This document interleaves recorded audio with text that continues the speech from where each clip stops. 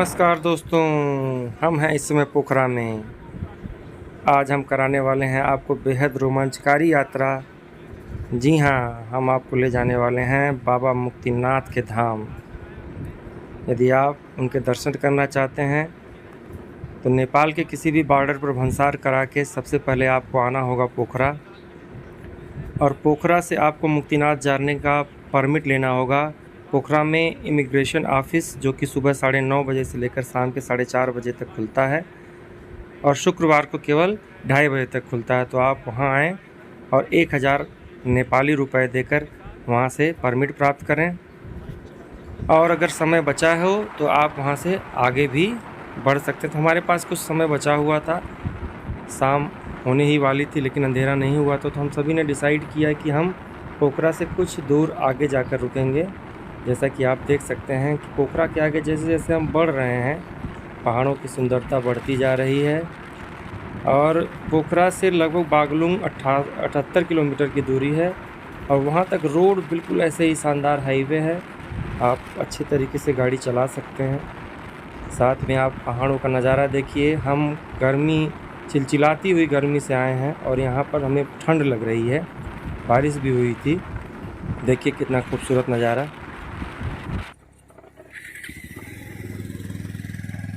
ये है पोखरा का इवनिंग व्यू।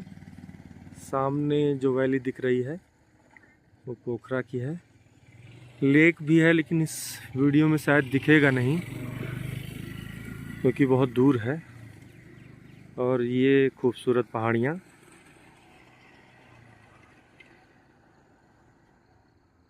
ये है लगभग शाम के 6:30 बजे का नज़ारा।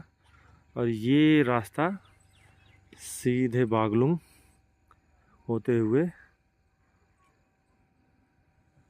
मुक्तिनाथ को जाएगा, और ये वाला रास्ता पोखरा को, जिधर से हम होकर आए हैं। दोस्तों, धीरे धीरे हम पोखरा से बागलुंग की तरफ बढ़ते हुए, मैं आपको बता दूं कि यदि आप पोखरा में स्टे न करके पोखरा से आगे कहीं स्टे करते हैं तो आपको होटल बहुत सस्ते मिल जाएंगे।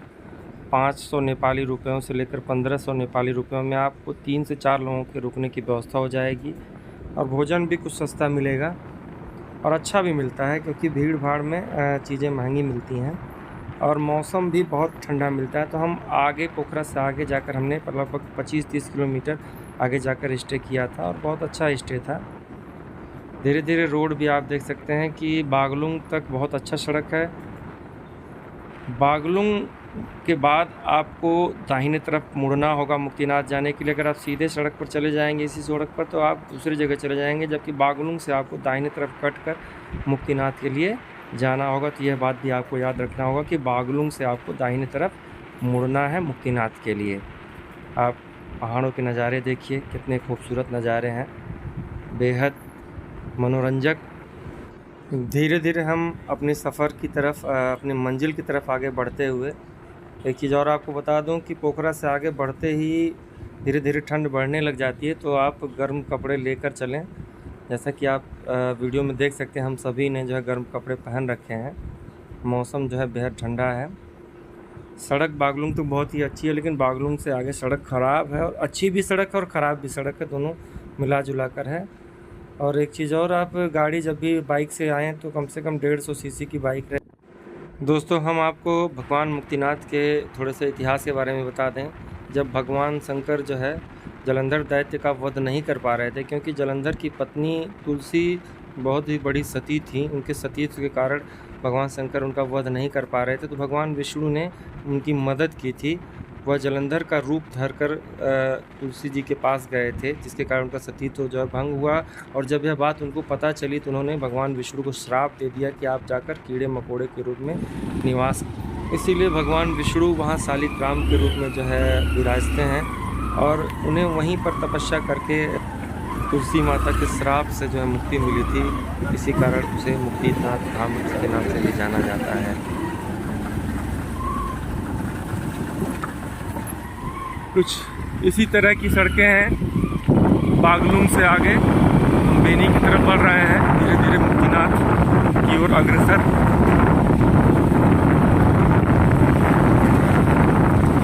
पिछले वर्ष से तो कुछ बेहतर है सड़कें, फिर भी बहुत बेहतर स्थिति नहीं है। कीचड़, पानी, इन सब में से घुस कर जाना पड़ रहा है। कहीं कहीं गाड़ी बहुत स्लिप भी कर रही है। वहाँ जा नहीं।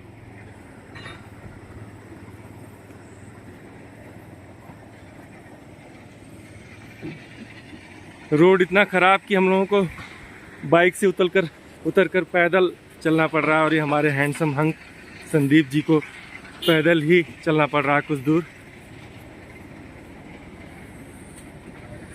देखिए कीचड़ से भरे रोड।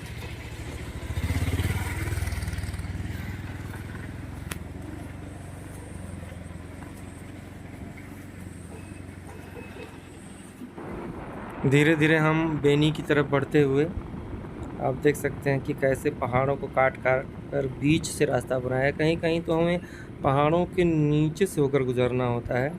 एक चीज़ और मैं आपको बता दूं कि इस रास्ते पर बेनी सबसे बड़ा आखिरी बाज़ार है, जहां पर आपको पेट्रोल और डीजल मिल सकता है। उसके बाद पेट्रोल पंप नहीं है। जब भी आप अपनी गाड़ियों से आएँ तो बेनी में अपने गाड़ियों का टैंक जो फुल करा लें। अगर पेट्रोल नहीं रहा तो फिर आपको आगे समस्या का सामना करना पड़ सकता है। तो बेनी जब आप पहुँचे तो वहाँ पर नाश्ता पानी भी कर सकते हैं, और वहाँ पर आप पेट्रोल भी ले सकते हैं। देखिए किस तरह से जो है हम पहाड़ों के नीचे से होकर जा रहे हैं, और कितना ख़राब रास्ता जो है। नीचे वीडियो में उतना साफ दिख नहीं रहा है, लेकिन हम पत्थरों के ऊपर जो है चलते हैं, और जो हमारी गाड़ियाँ लड़खड़ाने लग जाती हैं। बेहद ख़राब रास्ता, लेकिन फिर भी बहुत ही रोमांचकारी। भगवान के दर्शन करने का जो रोमांच है वो कहीं और नहीं मिल सकता। देखिए कैसे जो है दुर्गम रास्ते हैं जिनसे होकर हम भगवान के धाम जा रहे हैं।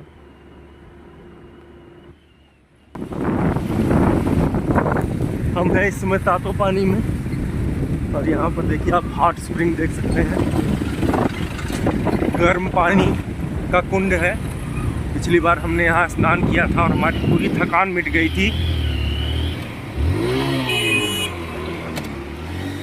मुक्तिनाथ जाते समय हमें रास्ते में एक विशाल झरना मिलता है, जहाँ पर हर दर्शनार्थी रुकता ज़रूर है। रुककर कोई फ़ोटो खिंचाता है, कोई वीडियो बनाता है। बहुत से लोग यहाँ स्नान भी करते हैं।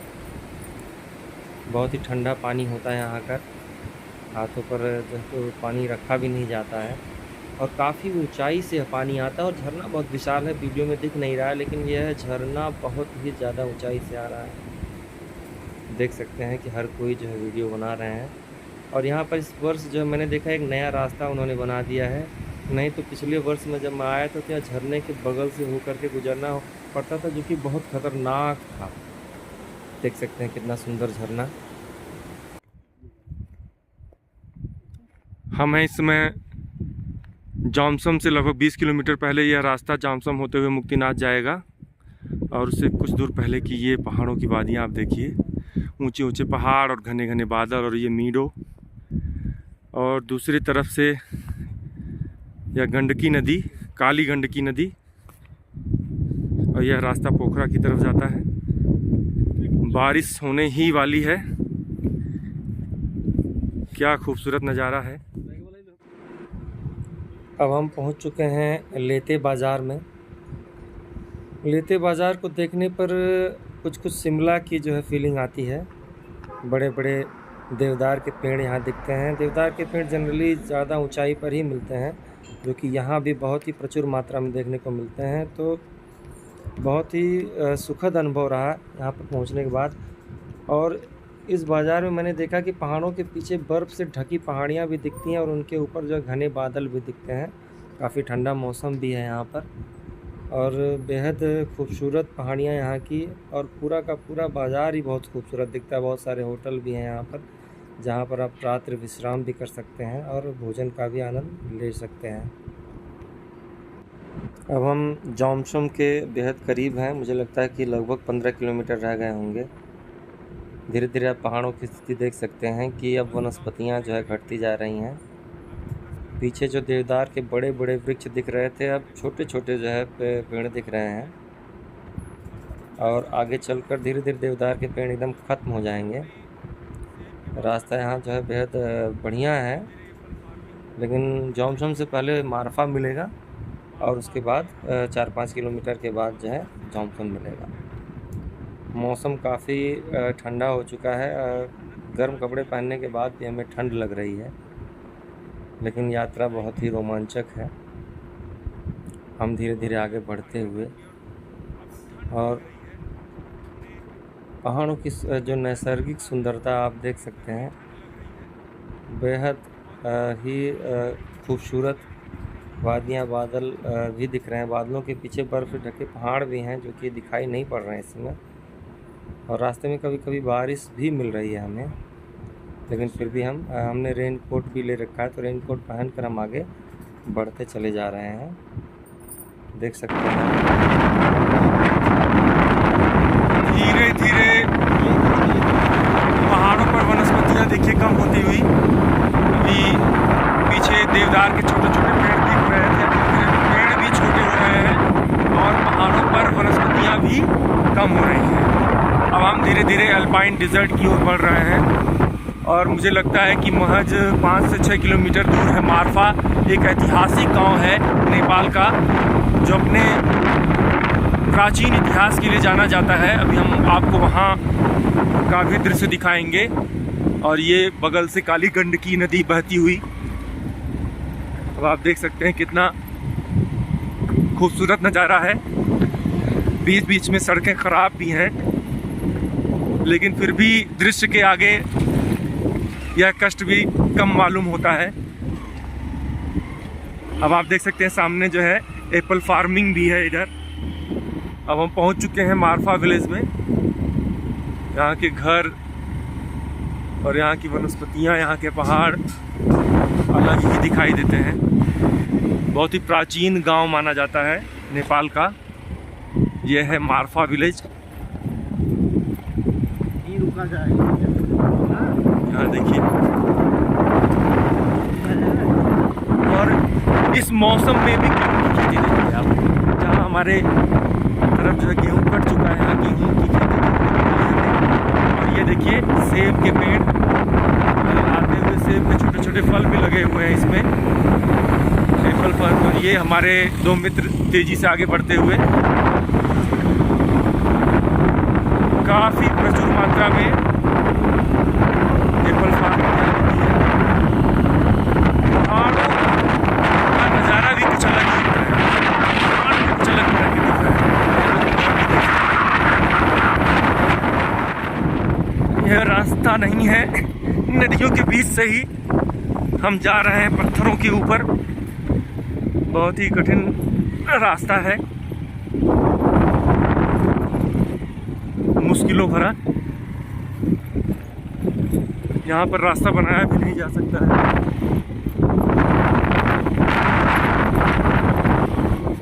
दूर मुझे लगता है जो नज़ारा दिख रहा है, दूर जॉनसन दिखता हुआ। बस कुछ किलोमीटर की दूरी पर हैं हम जॉनसन से। और काली गंडकी नदी के किनारे किनारे होते हुए हम आगे बढ़ते हुए, और ये निर्जन पहाड़ियाँ। ये नीचे आप देख सकते हैं सेब के बागान और बीच में गेहूं या जौ की खेती भी की जा रही है।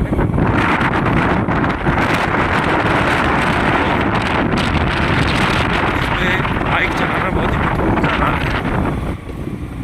रास्ता भी बहुत खराब है, एकदम पथरीला रास्ता है। नदियों के किनारे किनारे सेब के बागान बनाए गए हैं और थोड़ी बहुत खेती भी की जा रही है। मुझे लगता है जौ की खेती है या फिर गेहूं की खेती है।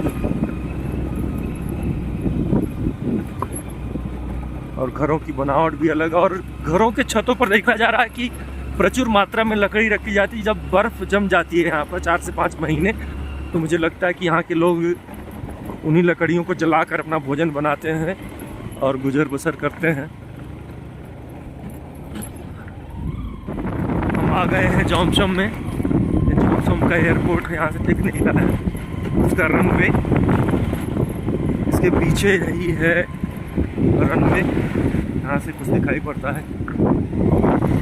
यहाँ देखिए जॉनसन एयरपोर्ट का रनवे बहुत ही छोटा रनवे है, इसलिए मुझे लगता है कि छोटे एरोप्लेन ही यहाँ पर उड़ते हैं। इन बिल्डिंग के पीछे ही है रनवे और सीमित मात्रा में ही हवाई जहाज़ यहाँ मिलते हैं खाने को।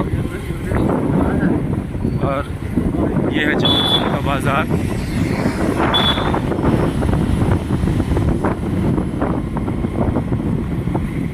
ये देख सकते हैं आप जॉनसन एयरपोर्ट का रनवे पीछे। आप बहुत ही छोटा रनवे है, मुझे नहीं लगता, पता नहीं कैसे यहाँ पर हवाई जहाज़ लैंड करता होगा। बहुत ही ख़राब रास्ता, बहुत मुश्किलों भरा।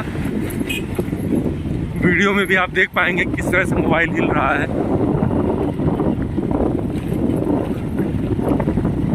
जॉनसन से लगभग 21 किलोमीटर की दूरी रह जाती है भगवान मुक्तिनाथ के धाम की। बस हम धीरे धीरे आगे बढ़ते हुए यहाँ से लगभग मान के चलते हैं कि 45 मिनट से लेकर 1 घंटे लग जाएंगे हम सब। अब हम जॉनसन से निकल चुके हैं। बहुत ख़राब रास्ता है और आगे की ये गाड़ियाँ धूल उड़ाती हुई, मैंने मास्क लगा लिया है। और यही है ग्रेट हिमालयन की अन्नपूर्णा रेंज और हमें लोअर मस्तांग में ही जाना है। वहाँ का परमिट हमने लिया हुआ है, अपर मस्तांग नहीं जा सकते हैं। आगे कागबेनी पड़ेगा, कागबेनी से हमें दाहिने होकर मुक्तिनाथ के लिए निकलना है और कागबेनी से बाएं तरफ का रास्ता वो अपर मस्तांग के लिए जाता है। ये पूरी तरह से अल्पाइन डिज़र्ट कह सकते हैं। बताते हैं यहाँ बहुत ही रेयर कभी बारिश होती है, बारिश होती ही नहीं है। बहुत ख़राब रास्ता, लेकिन आगे से जब बस गुजर रही है तो इतनी तेज़ धूल उड़ा रही है कि आगे कुछ दिख ही नहीं रहा है। और इधर की जो पहाड़ियाँ हैं जैसे लगता है कि इन्हें सांचे में ढाल कर किसी ने रख दिया हो। एकदम खूबसूरत बनावट, लेकिन रास्ता बहुत दुष्कर है। और मेरा यही सुझाव है कि 150 सीसी से नीचे की गाड़ी लेकर कभी ना आए यहाँ, वरना आप परेशानियों का सामना करना पड़ेगा आप सभी को। बहुत ख़राब रास्ता। यहाँ आगे हम देख सकते हैं कि कुछ दूर आगे जाने के बाद सड़क बनती हुई भी दिखी हमें और एक तरफ की सड़क बना दी गई। काफ़ी अच्छी सड़क बनी है। पिछले वर्ष हम आए थे तो बहुत ही ख़राब रास्ता था, लेकिन बहुत ही अच्छी सड़क बनाई गई है। यहाँ पर हवा इतनी तेज़ चलती है कि आवाज़ एकदम सुनाई ही नहीं पड़ती है। सड़क निर्माण का कार्य जारी है, जिसे इसलिए बसों को रोक रखा है उन्होंने, लेकिन हम अपनी बाइक से हैं तो बीच से होकर के आगे निकल जाएंगे। देखिए सड़कों का निर्माण जो है जारी है। बाइक से आते आते हम थक से गए हैं तो थोड़ी देर हमने यहाँ रुकने का फैसला किया। और ये काली गंडकी कितनी चौड़ाई में यहाँ पर है और यहाँ से सड़क काफ़ी अच्छी बनी हुई है। पहाड़ देखने पर कितने अच्छे लग रहे हैं, जैसे मिट्टी का धुआं, जैसे लग रहा है कि मिट्टी के पहाड़ हैं। बेहद विहंगम नज़ारा कह सकते हैं। और ये सड़क ऊपर ऐसे हमको चढ़कर जाना है। सोचिए कितनी ऊंचाई पर जाना है।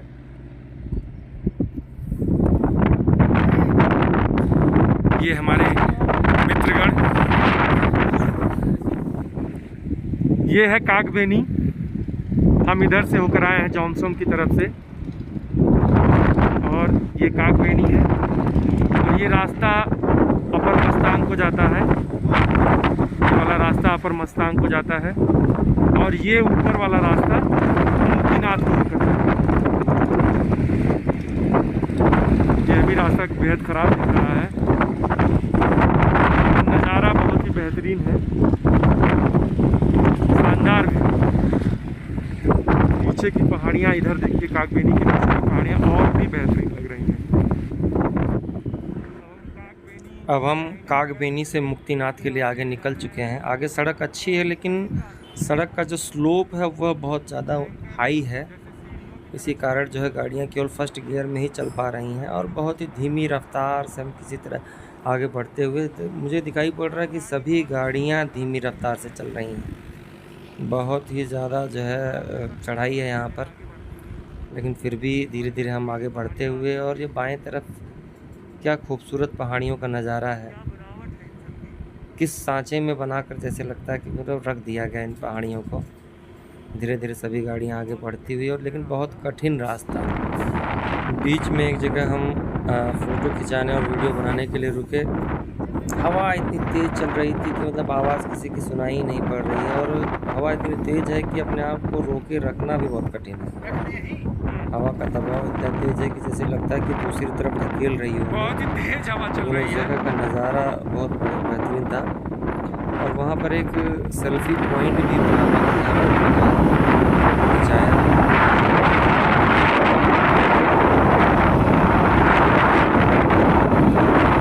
बस कुछ किलोमीटर, लगभग 2 से 3 किलोमीटर की दूरी पर है भगवान का आकर्षक नज़ारा है, लेकिन सड़क का जो स्लोप है वह बहुत ही हाई है, जिस कारण हमारी गाड़ी जो है चढ़ नहीं पा रही है।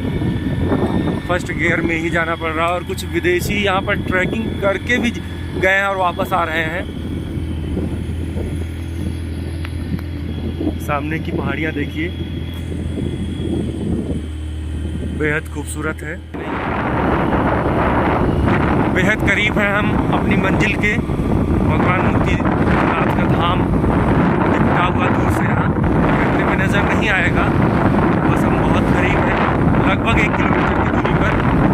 यहाँ देख सकते हैं कि एप्पल फार्मिंग की जा रही है।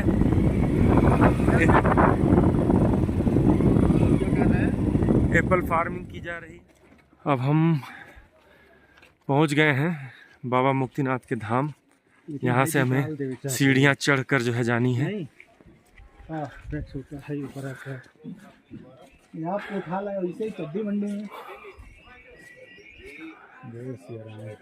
मुझे लगता है लगभग 500 सीढ़ियाँ होंगी। धीरे धीरे ऊपर जाते हुए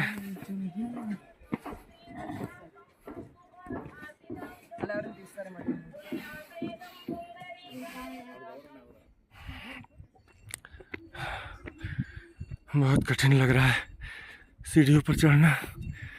ऑक्सीजन लेवल कम है, थकान सी महसूस हो रही है। धीरे धीरे मंदिर पास आता हुआ।